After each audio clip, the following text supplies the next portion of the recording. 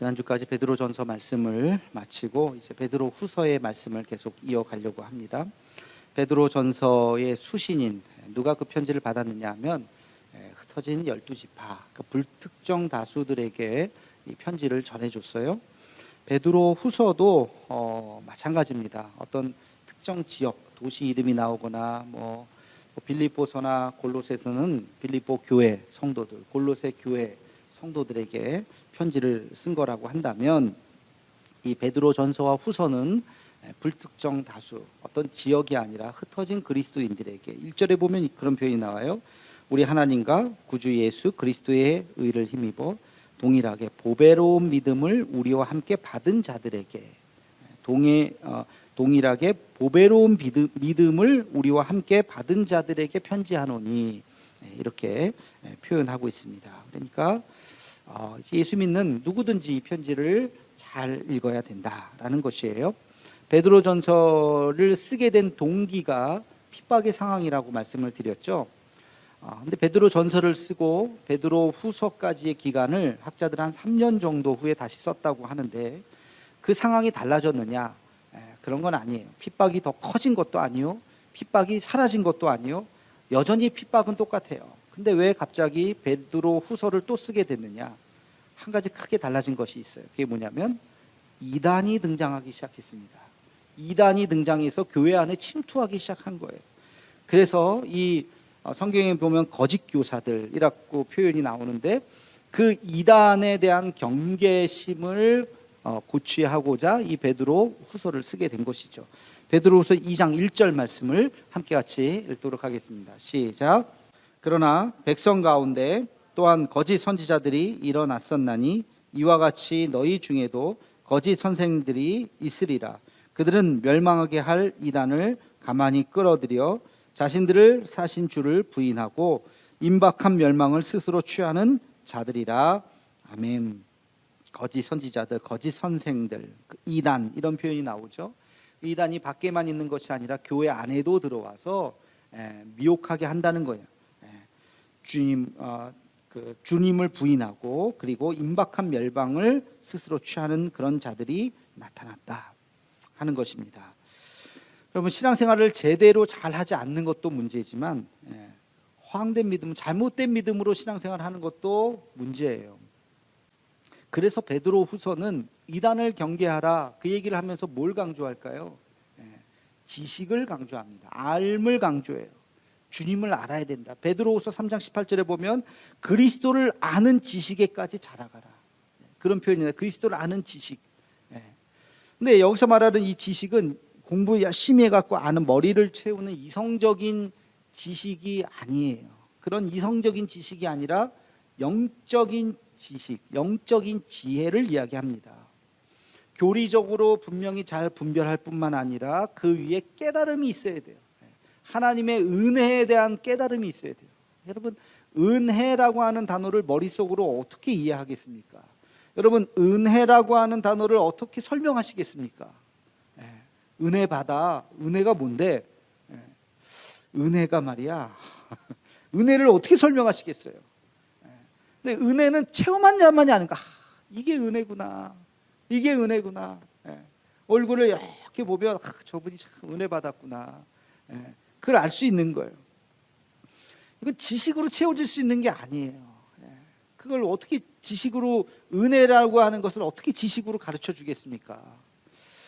이거는 감성이라고 말할 수도 없고, 하여튼 우리 영이 채워지는 그 느낌, 그래서 막 마음속에 그 은혜 가득한 그 은총을 경험하는 경험이죠. 그럼 그게 지금 베드로후서에서 말하는 지식이라고 하는 거예요. 성경에서 말하는 알이라고 하는 거, 그거는 수업 열심히 여러분 학위 따서 공부해갖고 뭘 달달달달 외워서 하는 것이 아니라 지혜, 어떤 의미에서는 깨달음이라고 하는 거. 깨달음. 아무리 책만 읽어도요, 통찰력이 없는 사람이 있어요. 그냥 책만 아는 거지, 삶이라고 하는 것은 어떤 이 시대를 꿰뚫어 보는 통찰력은 별개 문제예요. 책 100권, 200권 읽었다고 얻어지는 것이 아니에요. 기독교 신앙은 물론 이성을 굉장히 중요하게 생각합니다. 여러분, 신학이라고 하는 것에서부터 뭐가 나오냐면 철학이 나온 거예요. 그리고 철학부터, 중세 철학부터 시작해갖고 논리학이 나오고 수학이 나온 겁니다. 그러니까 근대 과학이라고 하는 것의 기원을 거슬러 올라가면 중세 철학이 있는 것이고, 중세 철학자들은 다 수학자들이고 어떻게 보면 논리학자들이에요. 그리고 그게 어디서부터 나온 거냐? 그게 바로 다 신학에서부터 나온 거예요. 그러니까 굉장히 이 논리라든지 이성을 굉장히 중요하게 생각해요. 근데 신앙은 논리와 이성만이 아니에요. 거기에 뭐라고 표현할 수 없는 신비, 계시의 영역이 있다는 것입니다. 하나님이 우리를 만나주시는 그 어떤 무엇인가, 말로 표현할 수 없는 하나님이 우리를 만나줬을 때 느끼는 그 마음의 그 감동, 그걸 우리가 이제 뭐 은혜라고 보통 이야기하고 은총이라고 얘기하는 그 무엇인가가 합쳐져서 우리가 하나님을 알아간다고 하는 것입니다.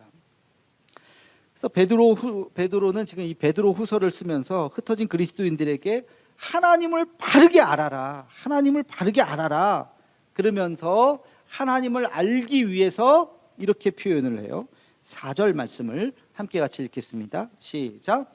이로써 그 보배롭고 지극히 큰 약속을 우리에게 주사 이 약속으로 말미암아 너희가 정욕 때문에 세상에서 썩어질 것을 피하여 신성한 성품에 참여하는 자가 되게 하려 하셨느니라. 아멘. 신성한 성품에 참여하는 자가 되라.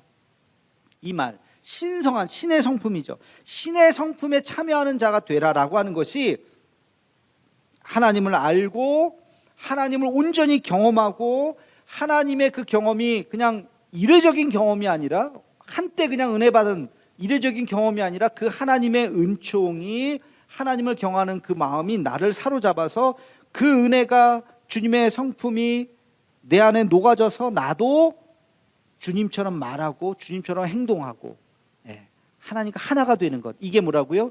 이게 알미라는 거예요. 하나님을 진정으로 알아간다는 것입니다.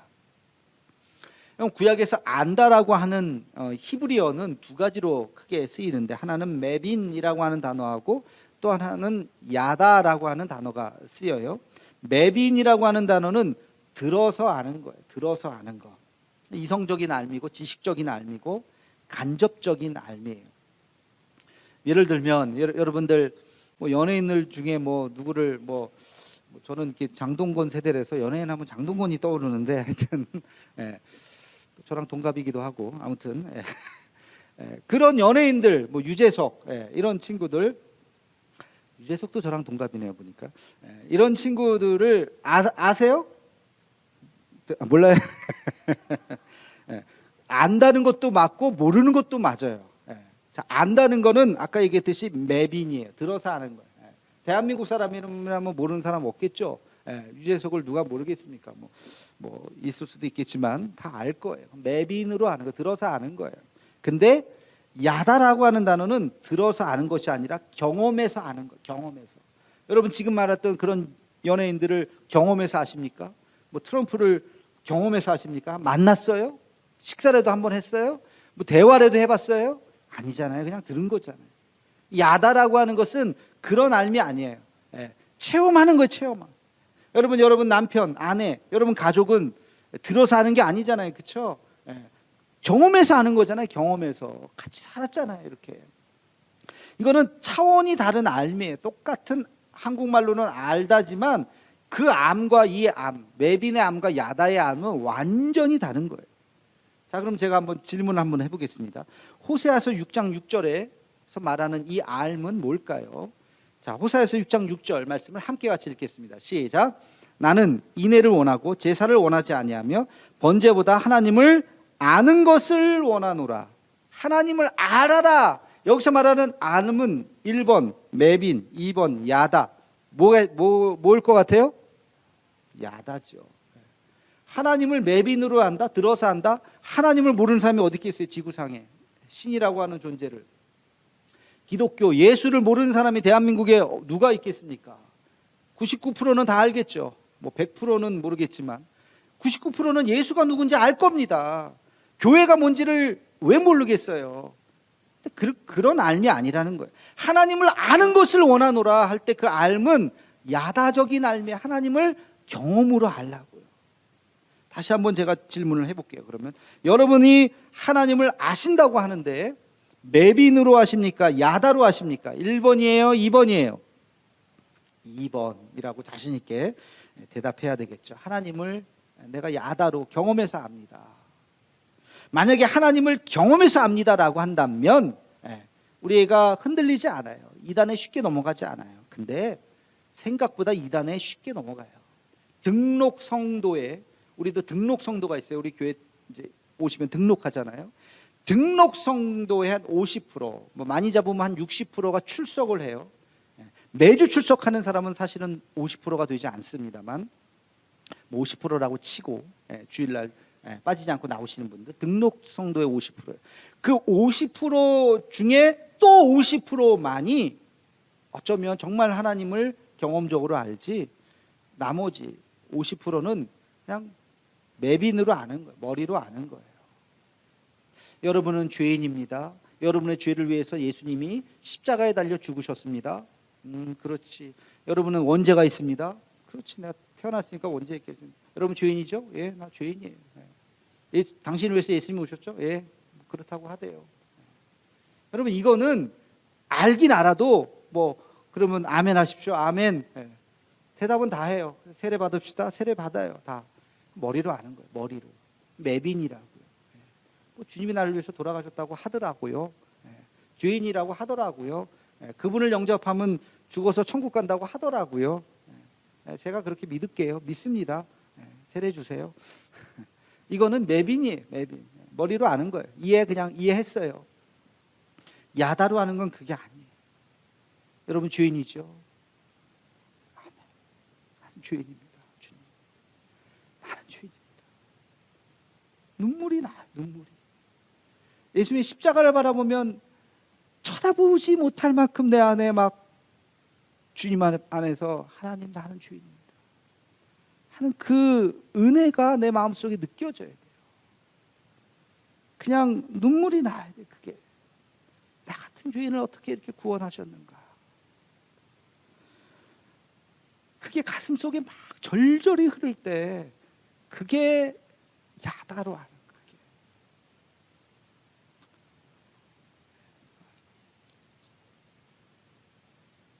이 경험이 없이는 여러분 하나님을 아는 게 아니에요. 머리로 알고 교회 나오라니까 나오고 기독교 집안이니까 그냥 뭐 직분 받았으니까 나오는 거지 정말 가슴속에 주님에 대한 은혜가 있냐고요. 이게 알매 두 가지 큰 차이점입니다. 여러분 그런 의미에서 지금 베드로는 신의 성품에 참여하라, 하나님을 야다로 알아라 라는 것이에요. 하나님을 알 뿐만 아니라 그분의 성품이 내 안에 완전히 녹아져서 내가 그 주님의 성품으로 그렇게 완전히 변화돼서 살라는 거예요. 그게 신의 성품에 참여하라는 의미인 것입니다. 신의 성품에 참여하는 것, 그 신의 성품이 뭐냐? 오늘 8가지를 이야기합니다. 성경 한번 보시면서 8가지 뭐가 있어요? 첫 번째 믿음, 그렇죠? 믿음에 그다음 뭐예요? 덕을, 그다음 덕에 지식을, 그다음 지식에 절제를, 절제에 인내를, 인내에 경건을, 경건에 형제우애를, 형제우애에 사랑을, 여기 마지막에 아주 중요한 단어를 해요. 사랑을 어떻게 하라고요? 더하라.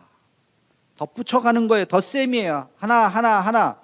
이 덧붙여간다는 것은 서로 연결되어 있다는 것입니다. 연결되어 있는 거예요.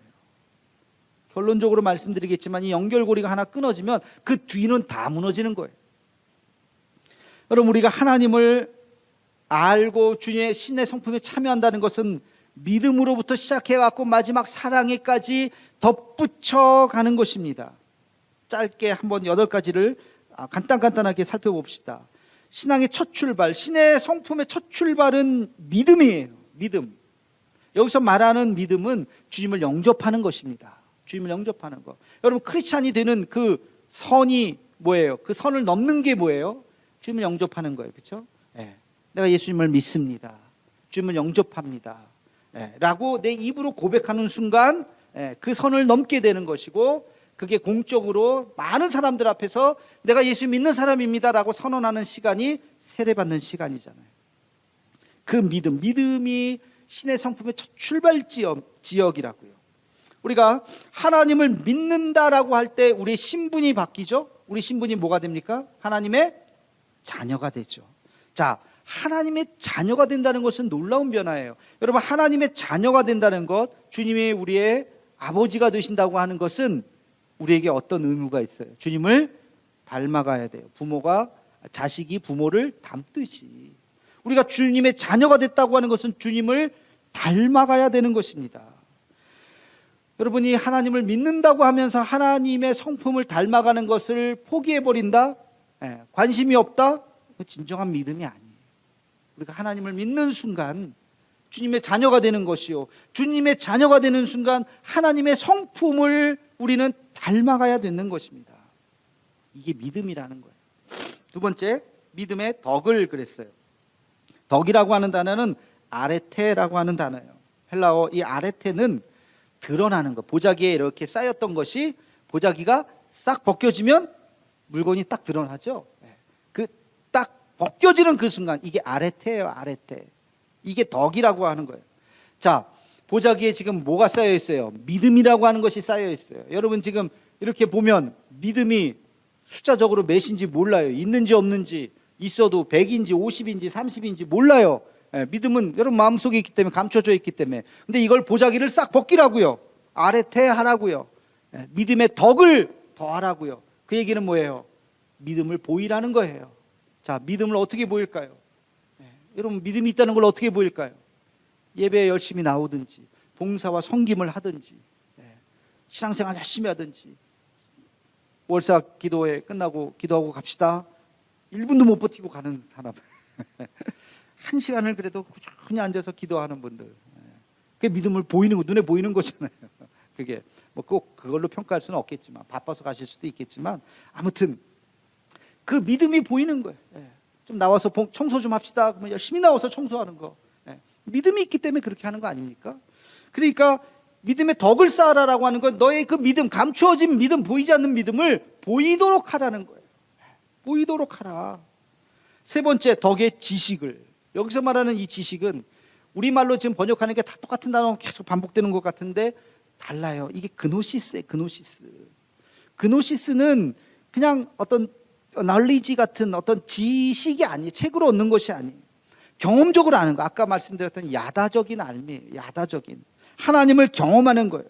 하나님의 살아계심을 오늘도 경험하는 것, 날마다 경험하는 것, 그것이 바로 진정한 지식이라고 하는 것입니다. 그러니까 하나님을 더 깊이 있게 경험해 가라는 거예요. 그리고 지식의 절제는 엔크라데이아라고 하는 거예요. 이 엔크라데이아는 셀프 컨트롤, 자기 자신을 컨트롤할 수 있는 마음. 이걸 우리가 절제력, 자제력이라고 그러죠. 딱 멈추는 거. 여기까지. 여러분, 범죄를 저지르는 사람이 내가 이거 죄인지 몰랐어요, 죄송해요, 죄인지 모르고 범죄하는 사람이 많을까요? 죄를 알고서도 저지르는 사람이 많을까요? 전자예요, 후자예요? 후자가 99%입니다. 그럼 죄인지 몰라요? 알아요. 도둑질, 죄인지 몰라요? 외도, 폭력, 뭐 이런 거 죄인지 몰라요? 알아요. 근데 왜 아는데 왜 죄를 저질러요? 절제하지 못하는 것, 순간의 유혹을 이기지 못하는 것. 그 순간 이러면 안 되는데 에라 모르겠다. 이 절제력이 없으면 한순간에 다 무너지는 거예요. 한순간에 다 무너지는 거예요. 그러면 안 돼요. 이 절제가 얼마나 중요한지 모릅니다. 다섯 번째는 뭐예요? 인내. 인내는 참고 버티는 힘이에요. 인내란 참고 버티는 것인데, 여러분 이 인내는 신의 성품이라고요. 다시 말하면 내 의지로 되는 것이 아니에요. 여러분, 내가 그냥 이를 악물고 참아야지 그런다고 참아지는 게 아니에요. 하나님의 은혜가 내려와서 참아지게 되는 거예요. 나도 모르게, 야 내가 어떻게 참았나. 하나님의 은혜예요. 하나님으로부터 공급받는 그 은혜가 있어야 참을 수 있는 거예요. 여섯 번째, 경건. 경건이라고 하는 것은 아주 중요한 것인데 인내의 목적을 이야기합니다. 인내의 목적과 방향이에요. 내가 참고 결국엔 그것이 경건이라고 하는 에너지로 응축되는 것입니다. 여러분, 겟세마네 동산에서의 예수님의 기도를 생각해 보세요. 얼마나 두려움과 공포 속에 도저히 참을 수 없기 때문에 하나님 앞에 나와서 기도했죠. 그 기도를 통해서 드디어 인내할 수 있는, 그 하룻밤을 견딜 수 있는 힘을 얻으셨고, 그 경건의, 그 기도의 힘이 마지막에 십자가에서 자기를 못 박은 사람까지 용서할 수 있는 마음이 생기셨던 거예요. 여러분, 그래서 고통의 이 부정적인 에너지를, 고통이라고 하는 것은 너무 괴로운 거잖아요. 이 부정적인 에너지를 어떻게 인내할 수 있는 것은 바로 경건이라는 거예요. 그래서 기도를 통해서 우리가 그것을 인내할 때 그것이 긍정의 에너지로 바뀌는 것입니다. 이 인내와 경건은 아주 중요한 것입니다. 마지막 7번째는 형제 우애이고 8번째는 사랑이에요. 형제 우애와 사랑의 어원은 같습니다. 어원이라기보다는 그 개념은 둘 다 사랑이라고 하는 것인데 헬라어 단어가 두 개가 다른 단어를 썼어요. 형제 우애는 필라델피아예요. 우리 미국의 필라델피아라고 하는 도시가 있죠. 그 도시가 바로 형제 사랑이라고 하는 도시예요. 형제를 사랑하라. 마지막 8번째 말하는 사랑이라고 하는 것은 그것은 아가페예요. 그러니까 사랑하는 것은 똑같은데 필라델피아는 동등한 형제 간의 사랑이에요. 동등한 사랑을 이야기하는 것이고, 아가페는 그거보다 훨씬 더 깊죠. 무조건적인 사랑. 부모가 자식을 사랑하는 일방적인, 모든 것을 일방적으로 주는 그 사랑을 아가페라고 하죠. 하나님이, 예수님이 우리를 사랑하시는 그 사랑, 아가페적인 사랑. 그러니까 이 아가페적인 사랑이 우리의 신의 성품의 최종 목표 지점이에요. 거기까지 가야 된다고요. 근데 거기까지 가기 전에 뭐가 있다고요? 필라델피아가 있는 거예요. 형제를 사랑하는 거예요. 형제를 사랑하는 것은 나누는 거예요. 여러분, 형제 사랑의 실천은 뭐예요? 나누는 거. 우리 쌀 나눔합시다 하면, 그래, 쌀 나눔 할 수 있잖아요. 그죠? 그게 형제 사랑이에요. 필라델피아. 그 필라델피아를 통해서 어디까지 가라고요? 아가페까지 가라고요. 아가페까지. 아가페는 뭐예요? 희생적인 사랑이에요. 내게 있는 거 2개 중에 하나 주는 게 아니라 하나밖에 없는 것도 주는 거예요. 여러분, 하나밖에 없는 것 중에서 제일 소중한 게 뭐예요? 여러분이 갖고 있는 하나밖에 없는 것 중에서 제일 소중한 게 뭐예요? 목숨이잖아요. 하나님에게 있어서는 뭐예요? 하나님이 목숨을 줄 수는 없으니까 하나님에게 있어서 하나밖에 없는데 제일 소중한 게 뭐예요? 그 아들, 독생자 그 아들을 주신 거예요. 예수님은 인간이셨기 때문에 그의 목숨을 주신 거예요. 그게 아가페 사랑. 거기까지 가기는 어려울 거예요. 그건 진짜 성자들이나 뭐 있긴 있겠지만, 그러나 우리 목표 지점이 거기라고. 신의 성품을 하나씩 닮아가는데 우리의 최종 목적이 뭐냐? 그래, 가장 소중한 것까지 드린다. 그게 신의 성품이구나 하는 것을 여러분 깨달으셔야 됩니다. 자, 8가지 신의 성품. 아까 제가 처음에 말씀드린 이것은 더하라 그랬어요. 더하라. 믿음의 덕을 더하고, 덕의 지식을 더하고, 지식의 절제를 더하고, 절제의 인내를 더하고예요. 근데 그 중간에 하나가 빠지면 그 뒤로는 다 황해예요. 채울 수가 없어요. 지식이 없으면 절제, 인내, 경건으로 나아갈 수가 없습니다. 내가 어디에서 지금 멈춰져 있는지를 스스로 생각해 보셔야 돼요. 믿음에서, 덕에서, 지식에서, 절제에서 어디에서 멈춰져 있을까?